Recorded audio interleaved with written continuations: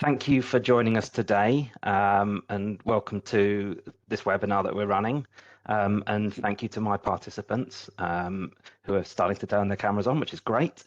So today we're going to be talking about what we see in terms of the evolving trends and the landscape across banking fraud and also financial crime, and to get some insightful commentary and feedback from our selection of panelists this morning. We're going to cover a number of topics, focusing on what we're seeing, which is what we're witnessing, which is an increase in fraud. We don't see many signs that it's slowing down. It may be blipping down in certain jurisdictions and certain regions, but the general trend seemingly is upwards. And we're also seeing simultaneously threat actors becoming more sophisticated, scaling their attack vectors, and we're seeing other trends spreading across into financial crime. So we're going to talk a little bit about some of these things today. So if you would join me in welcoming our panelists, it would be great. If you can connect via audio, via your computers, it's probably the best quality. Obviously, you do have the dial-in option if you wish to do so. There is an option in WebEx, again, depending on the version or the client that you're running. I know some don't offer this option, but if you want to go and look, you should be able to hide video. There's a few kind of placeholder participants from our side that haven't got their video and are not panelists. So if you wish to, you can switch those off via this option that's shown on screen. As well as exploring the topics, kind of these broad themes, we're also going to be taking questions from the audience. So perhaps the easiest way will be to submit those questions if you have them, and you can submit them throughout the discussion. If you submit them via the chat, then we have a team moderating this in the background, and they'll be feeding those questions through to me. We may take them as we go if they're relevant to inject, and if I can manage it, else we'll park those and leave those questions until the end. So without further ado, can I introduce our expert panel this morning? Thomas, your camera isn't on if you're there and listening, just a note. So today we've got 4 colleagues from firms that we work with and the industry, and we have a participant from NetGuardians as well. And my name is Roy Bell-Chamber. I'm head of product management, and I'm going to be moderating this panel session this morning. So introducing our participants, we have Marlène, we have Roman, we have Thomas, and we have Mark, and finally from NetGuardians we have Sandy. If I could perhaps ask each of you to give me a quick minute or two about yourself, your background, your areas of interest, and I'm going to go in the sequence that I see here. So perhaps if I can ask Marlène first to do a short introduction. Thank you, Roy. Yes, my name is Marlène Meli. I'm based in Zurich. I have my own consultancy firm in financial crime mitigation. And I work with a software company which develops solutions in financial crime mitigation. And I'm also working with banks in the area of financial crime mitigation. Currently, very actively working with a bank in fraud detection and prevention. And if I'm not working on the financial crime mitigation, I'm also a systemic hypnotherapist working with people who suffer from traumata. So that's a side issue. And what really interests me is, especially in financial crime, what makes people do things which they're not supposed to do, and what puts people into, committing fraud or being a victim of fraud schemes. So I'm really looking forward to today's panel with the others and have a great discussion. Thank Excellent. Thank you for joining us. Secondly, Roman, if you could do the honors and a quick introduction as well, please. Sure, with pleasure. Hello, everyone. My name is Roman Bonbinkov. I'm specializing in cyber fraud domain. Started my career with card fraud monitoring and customer onboarding, then moved working to several large banks for the area of cyber fraud prevention. Then last 10 years I spent working as a consultant globally with financial organizations and banks of all sort and type, helping them to build cyber fraud operation centers, helping them to deploy and adopt anti-fraud monitoring tools, and also to address topics of compliance and regulation.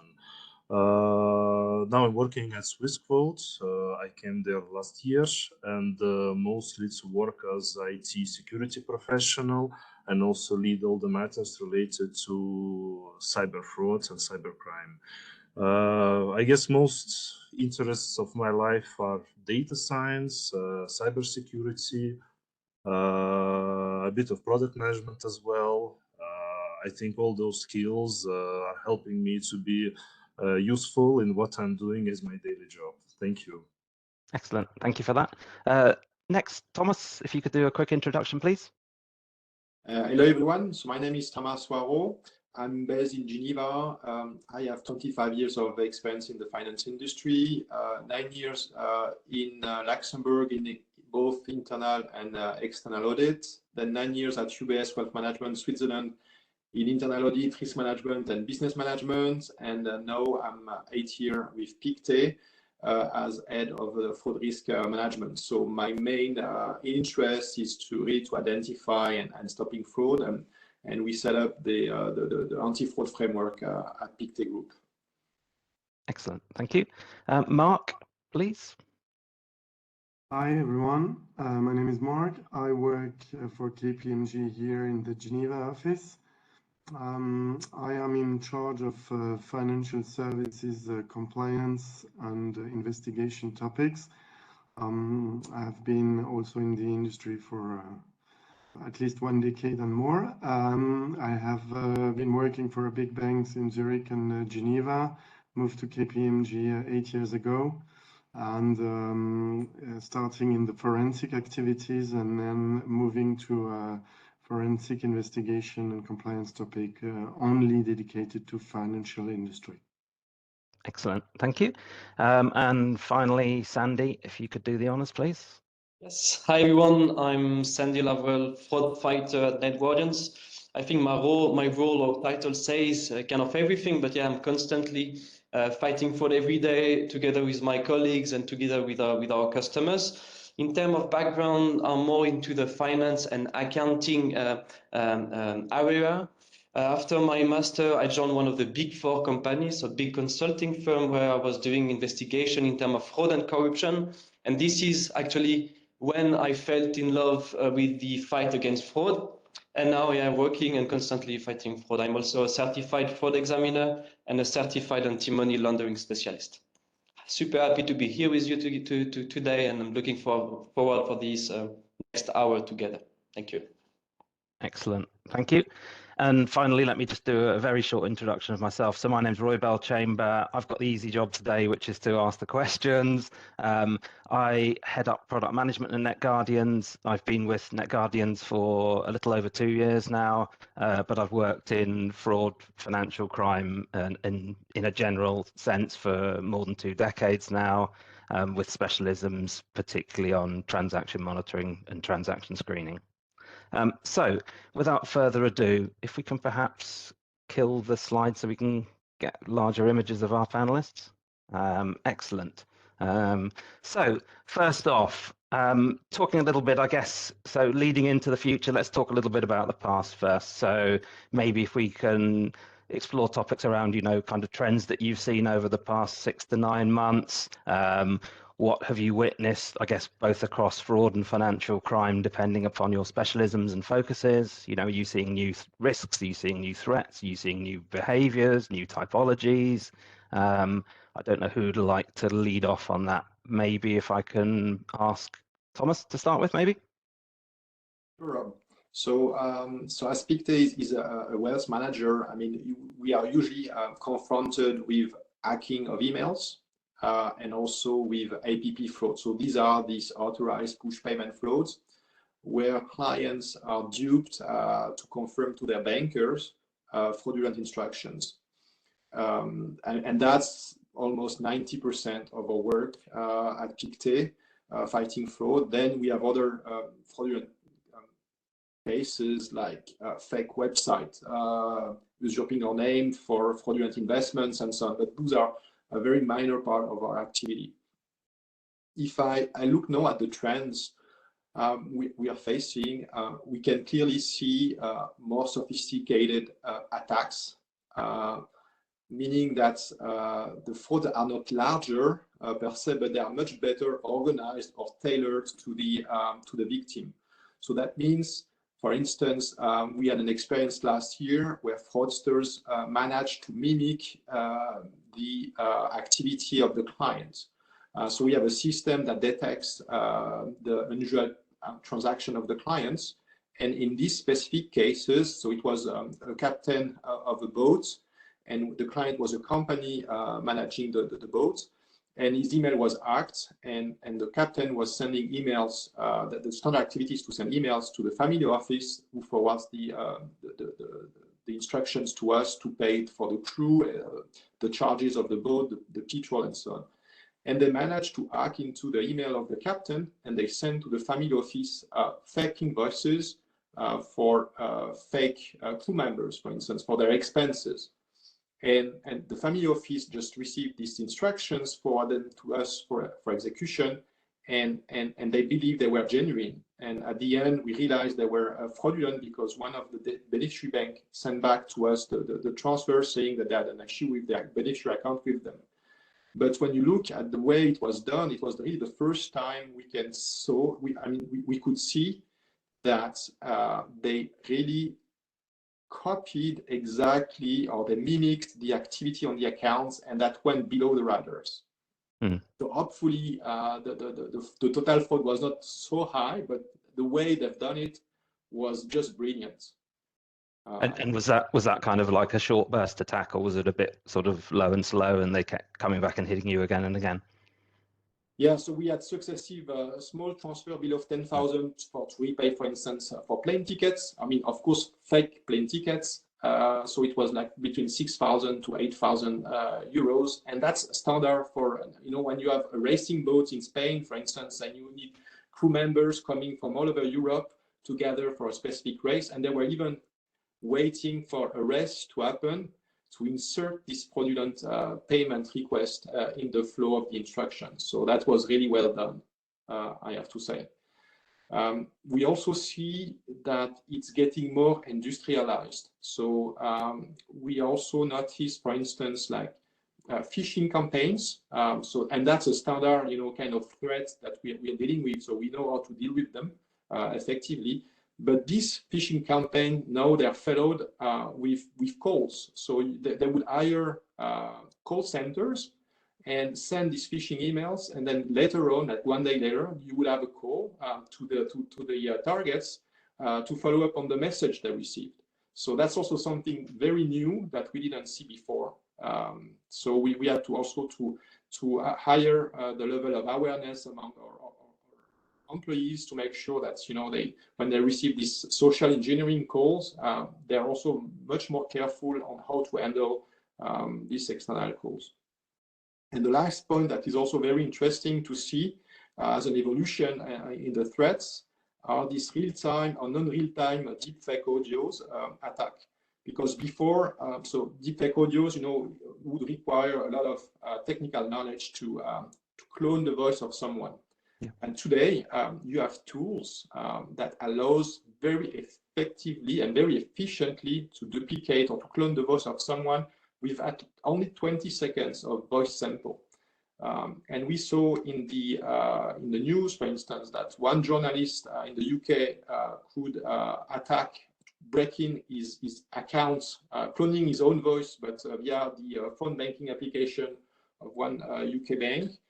Sandy also sent me a Washington Post article, I think, about deepfake audio used to call parents. And the parents, so it's for a kind of emergency fraud that I would use the voice of the kid that they would have picked up on TikTok or on YouTube, and they would just call the parents and say, look, I'm in a difficult situation, I got an accident, I'm arrested, you need to send money to help me. And the parents would be duped. They would not even recognize it was not their kids, and they would send money. So, I mean, consider that now with this technology that is affordable, it's very cheap, you can even dupe parents. So imagine what you can do with a banker. Yeah. And that's for me the highest threat that we have to address today. Interesting. If my parents, if my kids phoned me and told me that they're in a police cell or whatever, I'd say you're on your own. What can you do to tackle those deep fake threats? Are you putting systems in? Are you putting controls in? How are you tackling it? So today, first, we have to develop awareness. So we need to make sure that our employees are aware of that the threat exists. It's not just that it's possible. It is possible, and it works very efficiently. That's today really the difference with before. The technology has evolved so well that when you do it, it's super effective. And for me, it's really a fraud booster. So first point is develop awareness. So when you have an incoming call, even though you recognize the voice of the person, you're not even sure you're talking to the right person. So it might be the client, it might be a fraudster. So that's the first thing to understand. Now, in terms as well of corrective actions, we are considering, we will have to consider how to change our framework or our defenses. For instance, we would still today accept up to a certain limit incoming calls with transfer instructions. I think tomorrow we won't be able to accept such incoming calls, and we will have again to do a callback to make sure that we are talking to the right person, because it's still the safest way today to make sure you're talking to your client. It's very simple, but super effective as well. Yeah. So adapting your defenses, adapting your processes and your methods, expanding your education campaigns within your business. And I guess also in maybe not so much in your area of banking, but in other areas, educating your customers as well. Works the same for the suppliers. I mean, we have the finance department paying as well a lot of money to suppliers. It's also a very effective way to attack a company and to pretend to be a supplier, and you change, for instance, the bank details where you usually pay the invoices, and then you call immediately right after you call the bank or you contact the finance, and you pretend to be, the finance person from the supplier to confirm the change of bank details. Yeah. What's going to happen? I mean, for sure, most probably the company that received the change and the call will modify the bank sheet details in their system. Super effective today. Yeah. And there's a system to detect live what is a fake voice and what is a real voice. Yeah. Yeah, and it's kind of this piecing together of all of the attack vectors to make it more convincing, more realistic, Yeah. And I think this is going to, from what I see, it's going to be a recurring trend and a kind of a direction of travel. Yeah, the fraud itself, it's an old trick, nothing new. It's just the technology you use and to make it much more effective. Yeah, much more convincing. Interesting. Thank you for that, Thomas. And does that kind of square with what you're seeing as well? And maybe perhaps Roman might be interesting. So Roman works at Swissquote, which is a digital first institution. So I guess quite significantly different in many ways to Thomas's bank. Are you seeing similar sorts of threats and worries? Yes, I guess I can speak from perspective of Swissquote and also from perspective of what I've seen globally working as a consultant in my previous role. Definitely, I would like to second what Thomas was saying, and on top of that, I would like to add that the quality of all those attacks that malicious people are performing has significantly increased. Previously, you could spot easily phishing attempts by looking at low-quality phishing mails, or if they're reaching out by phone, people could get suspicious due to the way how the person who is calling was speaking to them. Today, all of that significantly improved, and we still have the problem of low entry barriers for anyone who is interested to commit some crime. And now seeing abundance of tools that are capable of machine learning and things like famous chat GPT bot. Now you can ask the bot anything you want, and people are already using today this bot to write malware, for example. So other than having no knowledge in how all those things are working, you can just ask few questions online, get some tools, and then get acting. And in the results, quality of phishing mails is increasing. You don't have any more those language barriers as you used to have. Now attacker can be based in any country. They can attack in any markets that they want. This is also leading not just to compromise of existing customers, but also to newly created fake identities. Because now, again, thanks to machine learning, the quality of fake documents has significantly increased. And also an interesting trend overall that we are observing is that, you know, today, obviously, everything goes to the web because this is where humanity starts to become present completely, almost all of us. And services go online, products go online, right? And anything which is exposed to the web gets attacked. For example, not so long ago, we could observe how criminals attempted to use the flow where we trigger an SMS OTP delivered to the customer in the result of the digital onboarding. It appeared that criminals did manage to register some virtual operators, and then the SMS that was directed to customer, as we thought, they were able to monetize this. Obviously, by having in place some monitoring, you can easily, you know, prevent those attacks. But the point is that anything goes today. We have harsh economic environments nowadays, and anything that criminals can get their hands on, they are ready to seize this opportunity. Yeah, it's a bit scary, isn't it? Interesting. And maybe sort of drilling down on that point, your last point there, Roman, and maybe if I can ask Marlène, at the outset, you talked about an interest in why criminals conduct fraud and why people are victim to these types of attack.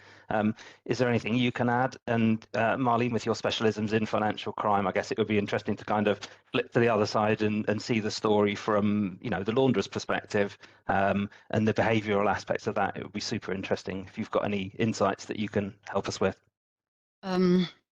Well, if I look at it from a personal behavior, you know, what makes people do things which they are not supposed to do. Obviously, Roman just mentioned before the economic downturn putting pressure on people because they might get into financial distress and pressure.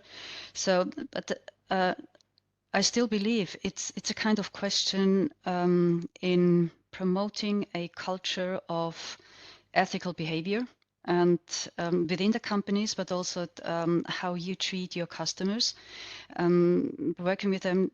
You know, for me, there's a lot of how you approach your customers in terms of how you talk to them. Do you pay respect to them, even though, you know, a small client with only a few months on this account or high net worth individuals? I think it's all about how you approach your client, being respectful to them and give them the appreciation they deserve and they need.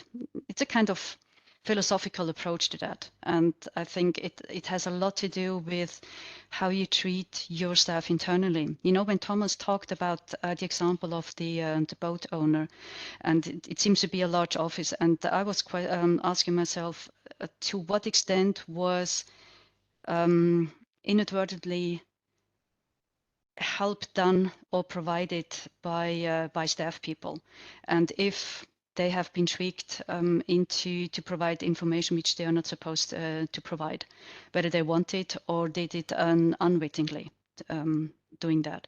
So I think it's a kind of a combination, how you treat people, how you approach them, and what kind of respect you pay to them. Yeah. It's a kind of a philosophical approach. No, that's interesting. Very interesting. And Mark, maybe there's something you can add here. I mean, obviously, with your work at KPMG, you're in advising a lot of your clients on their controls, on their governance processes, etc. Have you had conversations around these sorts of areas? And I guess if you want to broaden it into what you're seeing, what your experience out there is in the wider world at the moment. Yes, I think the key issue nowadays we have with our clients is primarily fixing the framework of screening, identifying what is potentially a fraudulent transaction, so identifying what is a false hit from a true hit potentially, and dealing with the resources, the scarcity on resources, the budget, the time constraint that all around this kind of issues, because you cannot allow yourself as a bank to stop every transaction and to recheck twice what initially was done by the banker, for example. So here I think we are moving toward a more automated world where finally banks tend to, I'm not maybe speaking about retail banks just because of, in terms of volume, they already started some years ago the automatization of all these processes, but we still have a lot of clients, bigger bank, private banks, where there is a tendency to consider that it will be only human being that who will be able to see what is potentially fraudulent or not. And I think the examples provided by the panelists shows that nowadays it's quite easy, in fact, to fool the compliance or the risk manager in charge of monitoring this. So I think we are really moving toward a kind of more automated environment in the banking industry regarding following this potential fraudulent transaction. And tone at the top, mentality, ethics, of course, it's always a topic. However, I would say, yeah, I think everyone knows about it, but it's still hard in terms of governance to see it really implemented from the top to the bottom of the organization. I think nowadays, because of budget constraint and because of people that are hired just to control or in fact close false hits, there is a tendency to move forward for more automated kind of processes in terms of screening transaction. And that is for us the first priority and where we support our client. And as a vendor of these tools, it's great to hear you say that. Thank you. Sandy, does this kind of square with what you're seeing as well? And for background, Sandy has an awful lot of interaction both with our clients and also beyond that. So he's got his finger on the pulse in terms of, you know, what's going on there. Have you got anything to kind of support what your fellow panelists are saying or to add to it? I think I can leave, Roy, because everything has been said so far. I will pick up some topics because I think it's really, really important. And what I would like to share today is basically 2 pain points that financial institutions are seeing nowadays. And as ultimately the victims are citizens, those pain points are also shared or obviously shared by citizens as well. Citizens are the final victims. And I would like to first jump on what Thomas said on authorized push payment. This is one of the main pain points we see. And as you said, boy, this is based on all the discussion we have with customers, with prospects, but also with all the financial crime actors, all discussion we have with those financial crime actors. So APP is exploding, is booming. We see huge increase of APP fraud. So authorized pushed payment fraud. This is when, as Thomas said, when the customer is duped into initiating the transaction. So first. And second, I will say fraudsters, scammers, criminals will do nothing or will achieve nothing if those persons would not be able to launder the money at the end. And what we see also is a huge increase of money muling. Money muling most of the time into the domestic country. So basically we have a bank A that has a fraud. This fraud or this transaction goes to bank B, and bank B stays is within the domestic country. Before, fraudster criminals were using abroad accounts, foreign accounts, in order to then launder the money. Now it stays into the country. If I talk on Switzerland, we see a huge increase of money mules in Switzerland. I think this is fairly important. And why are those 2 pain points? Because at the end you say, okay, we have an increase of authorized push payment, but maybe we can catch them, and money mule is fine because we can spot them, right? But unfortunately, those authorized push payment, as also Thomas said, transactions are staying within the behavior of the customer. So let's take the example of a legit customer that will impute a transaction from a legit device ID, this transaction will stay into the domestic country, let's say Switzerland, so it will be legit also from the customer point of view. Amount-wise, the fraudster is able to mimic or to say to the customer to input a transaction which is on the average of the behavior of the customer. Everything is normal, and then it goes to a money mule into the domestic country, even more difficult to catch. So pain points, because those type of transactions are really, really, really tough to catch, and this is increasing. This is increasing based on what we see in the past, but we foresee a huge increase in the future as well. Interesting. And Marlène, with your financial crime expert's hat on here, talking about muling, is this aligned with what you're seeing as well in your consultative work with the industry and your clients? Are you seeing mules as a significant increased threat?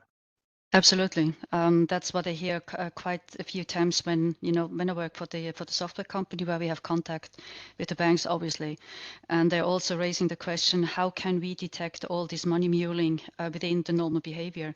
And this is clearly one of the biggest challenges, and also because, as you all know, money mules are kind of normal people, in normal businesses. You would not really realize that there's something weird going on, but there's some hint or some in the background. How can you figure out that this person is doing something which she or he should not be doing?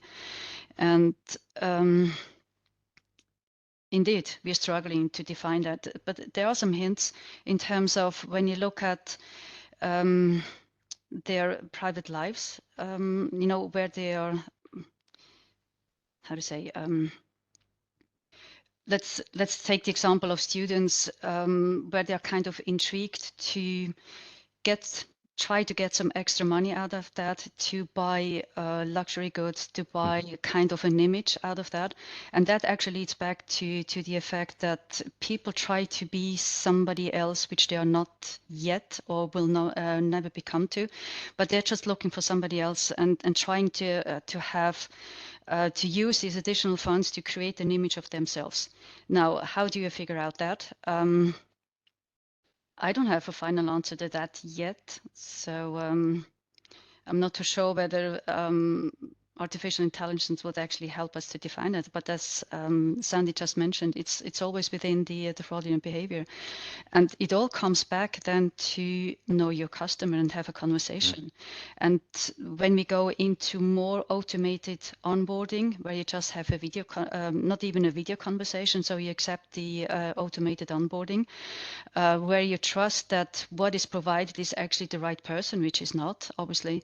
And it's a kind of question: how much is a bank willing to invest to really know their customers and have a conversation to them to figure out, is this person the real person? Obviously, they do that for high-risk customers, more wealthy customers than for the smaller ones. Yeah. But I think having a direct conversation with the customer will always be the best to figure out whether they are tempted by money muling or not. Yeah. I'm not talking about the potential costs that implies. Yeah. And it's interesting, I mean, I remember several years ago, my kids' school, they used to have morning assemblies, and each term they used to have the police come in and warn them against the risks of money muling, kind of, cutting off the supply of those potential mules or the low-hanging mule targets. Thank you for that. Roman, have you got a perspective on this from, either from your previous life or, your more recent time within Swissquote, talking specifically about mules and tackling them? Yes, my professional life is full of mule accounts, same, I think, like for most of you here. I think I got introduced to this topic back around 2010 when I was working in Belgium for ING Bank, and already then it was a big problem, and parts of those customers who become mule accounts, they know what they are doing, obviously.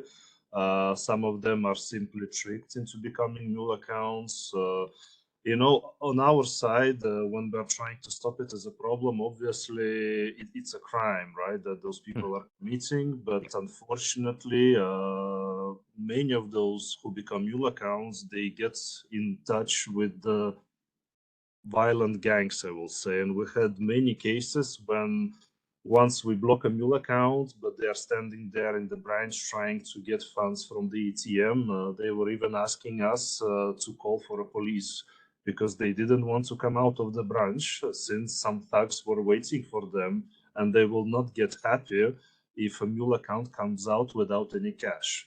So when working on this problem, you have this feeling of big regret, and it's a systemic problem. This is not something we can address from the financial institution perspective. And I guess indeed it all makes sense that, like Marlène was saying, that we need to raise also level of education so that people really understand what can happen if they will fall in for becoming a mule accounts. But to fight this problem on the financial organization side, working at Swissquote now, we see that it really helps when you bring together multiple teams. So Money Mule is pure money in, money out, so it follows ML. But on the other hand, we see that it also has to do with IT security. It has to do with digital or cyber fraud monitoring. Obviously, you have this KYC parts, then you have financial part, and finally, you see that a lot of useful fingerprints are being actually left on the web or mobile channel monitoring.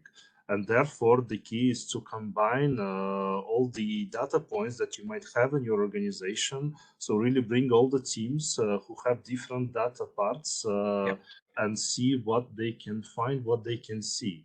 And we found out by bringing all data together, then you can become efficient at stopping mule accounts. And obviously on a website, it can also be good to put some disclaimers, since if money mules are coming from your own financial organization, there should be this section that explains what is phishing, how to behave, and also even there you can warn your own customers that someone might want to trick them into becoming mule accounts, and there can be some prosecution as a result of that as well. Yeah, super interesting. And talking, I guess, drilling down a little bit into that link between kind of, the predicate fraud offences and, implicit muling and therefore financial crime for those receiving accounts. One of the themes that's being continually discussed in the UK is this notion of, who's responsible, what's the reimbursement look like, and in the UK, one of the things that's happened in the last, I'm going to say the last month or so, has been kind of a lot of discussion about sharing the liability. And here we're talking about the liability for scams, so fraud conducted on a, on an innocent victim typically, sharing the responsibility and sharing the liability. So not just thinking about muling from the perspective of an AML, a financial crime obligation and burden, but to think of it as potentially a fraud and a risk burden. And what is being proposed by this UK lending standards board is that the liability should be split between both the sending and receiving banks for those sorts of scams. Have you got any view on that? Or I don't know whether anyone else wants to step in and give Roman a bit of a break. Maybe Thomas? Yeah, sure. I think so. One point to fight muling is, of course, enhancing internal defenses and monitoring system in banks. The other point is also cooperation between banks. We see that, for instance, when we are fell victim of a fraud, when we recall funds and we contact the beneficiary bank, sometimes it's a very cumbersome process to alert the beneficiary bank and to have them confirm they are doing something. Last year, we had a very good experience in terms of cooperation with a payment processor in the UK. And for instance, so we had some funds that went to this fraudulently to this payment processor. We managed to contact the company, and we asked them, like we do for the other bank. We asked them, can you provide, first, can you act to block the funds, to freeze them? And if you can't, can you tell us where the funds went, so we can go to the second part of the chain, or the second level of the chain? And for the first time, this company provided us the information of the outflow on their side. So we could go to the second level of the chain, and we could freeze assets there. Because if you rely on the police force, I mean, you just forget it, because it takes months, if not years, for them to investigate. And when it's an international process, it's just not working at all. But if banks cooperate together, and you're not violating banking secrecy, you're just telling, look, the funds went to this other institution, and if you can connect to the other bank and freeze the asset there, then it starts to be effective. I mean, that's the only way, I think, externally to the internet, on the external part of what you can do, besides all the internal monitoring. If you cooperate between banks, we can stop muling. I don't say we can prevent it, because there will always be mule accounts. And in France, for instance, now they are offering trip abroad to mules against the opening of an account in the foreign country they're visiting. So, I mean, if you're a student and you looking for holidays and you get this offer, I mean, what's the risk for you to go to Spain, to fly to Spain, open an account there, coming back to France, and give the account to the criminals? I'm not sure you're taking. I mean, you could theoretically bear some risk, but I'm not sure that in practice you will be really have problems. So banks, they have also to cooperate together in terms of asset recovery and asset tracking. Yeah. And do you think there's a difference between doing that reactively, after an event has occurred, and doing it systematically? So pushing that idea of sharing information, going to say the dirty word, sharing data across financial institutions, so that rather than speeding up the potential recovery of these funds in the event of a crime occurring, actually becoming better at interdicting and preventing those crimes before they occur. You have to play on both levels. You need prevention, and also you need asset recovery.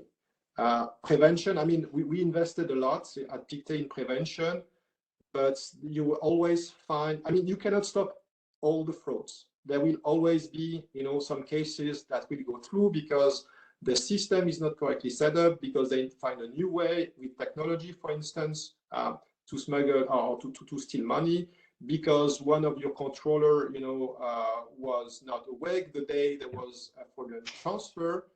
So it will always, you will always be facing some frauds.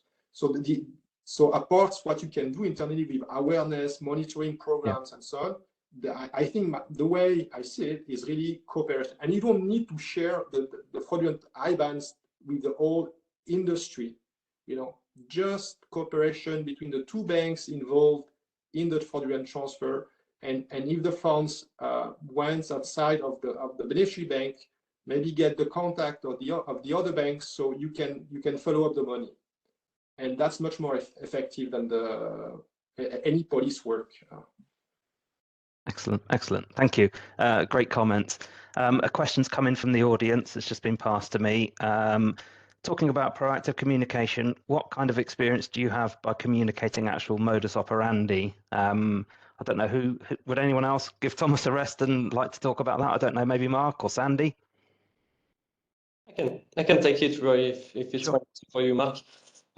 Because we actually share, modus operandi within our customers, share also insights and data with our customers, and the benefit of it. So what do? We take the data, we take the insight, we take the info, we analyze them, and it enables us, but also the community, to better understand the fraud landscape. And I think this is key, to understand what's going on the market, what type of fraud we have, how do they look like, and how we can prevent them. And then coming back, we always come back to our members in giving them some information in order them to do to raise fraud awareness and to do bespoke campaigns depending on the type of customers, age of the customers, and so on. I think it is key, again, to understand the fraud landscape in order to raise awareness in the right way, to have bespoke, to have the right campaigns to go. And at the end, again, the victims are citizens. We really need to raise fraud awareness. And a second point, I think in sharing data, info, insight, I think, okay, we just said raising fraud awareness, this is fine, but in understanding more, in sharing data, we also improve the fraud detection piece. Mm-hmm. So first, we raise fraud awareness, we will have less APP scam, we hope. Second, we improve the fraud detection solution and prevention. And third, in sharing data, insight, fraud landscape, we enable banks to do better investigation. And I think this is key, to have better fraud awareness, better fraud detection, and better investigation. And then at the end, we'll have a bit better result and we'll be able to tackle down fraud, but also money mules. Yeah, excellent. Mark, have you got any perspective on this? And I don't know, maybe talking at it from a kind of an enabler perspective. So, you know, getting banks to share data, getting banks to share information. You know, okay, I'm a bit worried, you know, like there is a long-standing tradition in Switzerland about data and sharing data, exactly. And that is not the most effective tradition in the banking industry, where discretion and confidentiality are the key issues in the business, being with the clients or being also, the fraud, the scam case that happen in the activity, in the weekly activity of the bank. So there is not so much tradition about that. Indeed, I agree on the point that there must be an exercise to raise awareness, to also raise the interaction and to build a platform of exchanging some of the information available about fraud cases. However, I still believe that it's a kind of business where we are still missing the maturity, where processes are really industrialized. And I mean, we would be in the food industry and you would have the cold chain to be followed, because you want to bring from the production up to the supermarket always the product at a certain degree below zero. In terms of technicity and industrialization, the food industry is really far above what are the usual process and how they are managed, how they are controlled, monitored, and how people who do not follow the processes are fined, sanctioned by their own organization. And I clearly see here a huge improvement to be done in the banking industry. And I would even say, maybe it's a case for a further discussion, it's from my perspective even more important than sharing information. Sharing information is part of the exercise, but there is definitely a huge job to be done by management functions to understand that a banking service is a commodity, and a banking service, like when you buy your ice cream, there are some standards to be followed and by all employees of the chain of production, being the one contacting the client, being the one doing the helpline on the phone during lunchtime where everyone is off. And all these actors and stakeholders of the processes, I will have more concern about their awareness about what are really the standards of the bank in the process, how they really understand the financial impact for their institution. And we were speaking about this example from Great Britain about sharing the cost. And I think here there is really a huge job to be done on bringing processes more effective, efficient, educating employee about the financial impact, the reputational impact, and not limiting the discussion at, let's call it, the forensic investigation specialist community. I think there is a broader discussion about the industrialization of a big part of the banking industry that are still, from my perspective, in certain processes below, let's say, an expected standard. And sometimes when you look how you have key manager coming from the food industry or the tech industry moving into the banking industry to bringing more standards and processes and qualitative requirements in terms of how to provide a service to the clients. I think this kind of transfer, where you would say big banks, big international institutions tend to activate it, I think it's also a big part of the exercise to minimize fraud events in the organization. Interesting. Thomas, speaking as a private banker there, are you better than an ice cream maker? What are you doing in this area? Well, I think, I mean, there's no competition in terms of fraud fighting between banks. So, I mean, that's for me, it's a given. Then, in terms of processes, sorry, I can't really. We always continuously adapt, of course, of processes to the threat. No, it's always this game between the shield, you know, and the sword. And here we are the shield, and and as the sword, you know, gets more effective, then we have to as well to higher the level of the shield. So we are always kind of behind the threats, you know. We just kind of level up to the level of the threat. We are never anticipating, so to speak, the threat. And that's why I was more into this cooperation, you know, field between. I'm not talking about total information sharing. I'm talking about cooperation between two banks, you know. And if you share again destination details, you're not sharing information on your client unless your client is getting the money on the third-party bank, you know. And for me, it's really where we can do a lot today. Yeah. Technically speaking, using artificial intelligence, I mean, we can have, you know, new controls, we can have new systems. Of course, we can do that. But at the end, we are just answering to the threat. We're not anticipating it. Cooperation, I think, comes as a complement to that. Interesting. Anything to add, Marlène? And I guess I'm thinking here again, as a financial crime compliance expert. Is there any conflict in terms of the obligations and the legislation for those two tasks? On one hand, fraud risk people, and on the other hand, you know, let's think the other end where we've got muling occurring and the anti-money laundering and the financial crime compliance obligations of those receiving banks. Is there conflict between their obligations and the legislative environment in which they sit? Well, in some ways, yes, there is this kind of conflict, because when a bank detects that an account is used as money muling, they are not allowed to tip off, because they need to create a case for the law enforcement. That's one thing.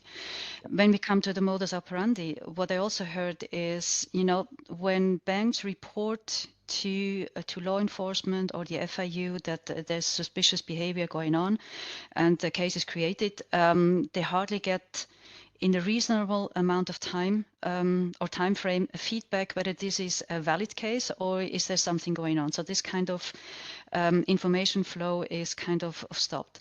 So taking up the example that Thomas made earlier about you know, sharing kind of information between the sender and the receiver bank where the money is going to. I just recently heard about a kind of a platform within European countries where banks who participate in this kind of secure environment where they can actually share information about modus operandi, where they can share information about where the money is coming from, going to, clients that are involved in suspicious activity. And this platform actually has been approved by European FIUs, being fully compliant with GDPR standards. So there are already possibilities in the European area to actually share this kind of information. To what extent this is already available in Switzerland, I'm not aware of. I can assume because of our long-standing banking secrecy thingy, it might take a little bit longer. But looking at the initiatives that are going on within the EU, I think this is something that we could consider as well, having a safe environment where banks can actually share information to a certain extent about where money is coming from, going to. You know, kind of similar like in the, let's put it away, in the crypto space. In the crypto space, there you have full transparency where the funds are coming to, where they're going through, but you don't have any transparency about the actual actors behind the wallets. So I think if you can find a way to combine the full transparency of money flows from one account to the other, what we see in the crypto space, to have that also in our traditional finance where we don't have this kind of information, but using this platform of information sharing, I think we could make a big step forward. Interesting. Sandy, anything to add there? Yeah, I fully agree again on this cooperation side, the mentioned by Thomas, fully agree on what Marlène just said. We, as FinCrime actors, we need to cooperate. To me, banks, in terms of, as Thomas said, in terms of fighting fraud and money laundering, banks are not competitors anymore. They are frenemies, they are even friends. We need to really be together, to fight fraud together, to share insight, modus operandi. Why not sharing also data which are not related to customer? This is super important, right? We don't need customer identification data, right? We need only at the best, let's say the final beneficiary account ID, not linked to the bank. It goes to an aggregator, which then can be consumed by another bank. And this is how we can take down, really cut down the fraudster or the fraud, but also find money mules as soon as we can. So as soon as we have a fraud going from A to B, we say to B, hey, you have a fraud. As Thomas said, we need to cooperate and to share this info. Bank B will know that a fraudulent transaction comes or is coming or came into their financial institutions, and then they can directly start the reporting process or investigation process, and even share back to the community all the IBANs that have been used by these money mules. And then we make the community bigger and bigger and bigger. And I think this is really how, in the future, we will be able to take down these APP scams and money mule fact. Don't forget that instant payment is coming kind of everywhere. We are doing more and more digitalized transaction with watches, with phones, with cards soon. Everything will be digitalized. More digitalized payments, meaning more ways for fraudsters to do their fraud, and more fraud and so on. And this is a vicious circle. So we really need to cooperate together to tackle down these APP scams and money mule fact. Excellent. I'm conscious I'm looking at the top clock ticking down at the top there. We've got a couple of minutes left. There's been a question in from Enrica. Quite often one reads in the international press that the prime perpetrators of fraud are former employees of banks or financial institutions. The customer feels twice victimized in such cases. What does a bank or institution do about this today? Would anyone like to stick their hand up and offer a response on that? Mark or Thomas? Anyone got a view on it? Mark? I think it's absolutely true. I think I mean, at least in the cases where we are involved, there is always a link somewhere within the organization with someone being involved. And that has to do, I think it was already raised by Marlène about the culture, and the banking industry is living now a challenging period where recognition and awarding and also compensations, there are some redefinitions to be done in the industry, and that raised a lot of questions, personal questions. Bankers were used to go every day to the office, appears the COVID, and suddenly they understood that banking industry is like maybe other industry.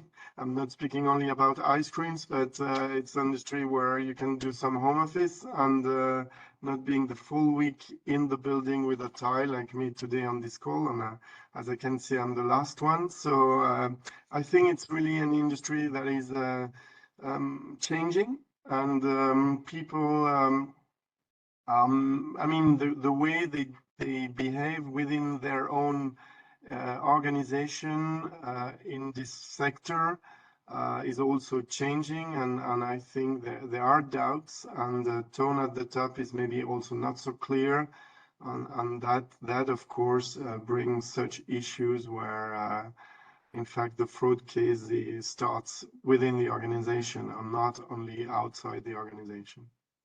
Yeah, interesting. I know we're over time. There's one last question's come in. Perhaps I could ask that as well.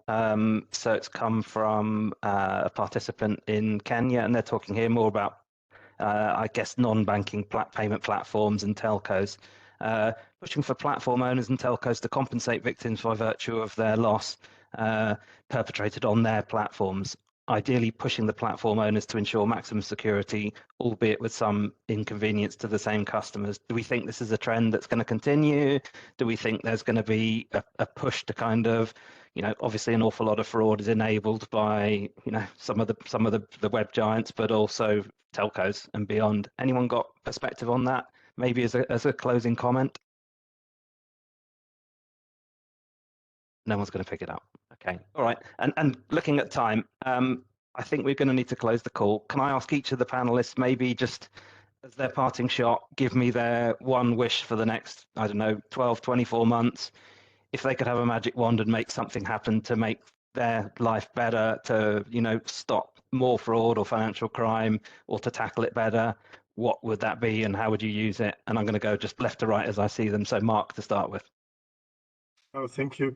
I would say from my perspective, it's really that banks and management within the banks should get a better understanding of the solution that automated systems and artificial intelligence can provide and help to solve this issue. I firmly believe that solution will be part of the industrialization of the banking sector. Okay, excellent. Marlène, next, please. Yes, the wish would be that people in need of money would look for other opportunities than committing fraud and tricking other people into fraudulent behavior. Okay, changing human behavior. Nice. Thomas? No surprise, and my wish would be a better cooperation, because that's very quick to implement. No need for heavy systems. Yeah, exactly. Roman? I guess it will be to say that it's not just about getting some tools that can help you to monitor what customers are doing, but also to remember that it's about people and process. Yeah. I will put people in the first place. We all know that it's difficult to find skilled professionals, but that's the key to success, I guess, and obviously information sharing as well on top of that. Excellent, thank you. And finally, Sandy, you get the final word. So yeah, for me, cooperation. We really need to co-learn. We really need to co-score. We really need to co-fight, right? And as I always say it, yeah, together we fight fraud. And I think for me, this is my final word. Thank you. Excellent. Thank you. Thank you to all of my panelists for the engaging conversation discussion today. It was super interesting for me. I hope the attendees, and I see that there's still quite a few left in the room, so we haven't lost them all on the hour. Thank you for helping, and thank you for those that joined us this morning, and look out for more similar panel discussions coming from NetGuardians in the future. Thank you very much to you all. Thank you. And enjoy the rest of your Very day. much. Bye bye. Thank you. Thank you. Bye bye. Bye.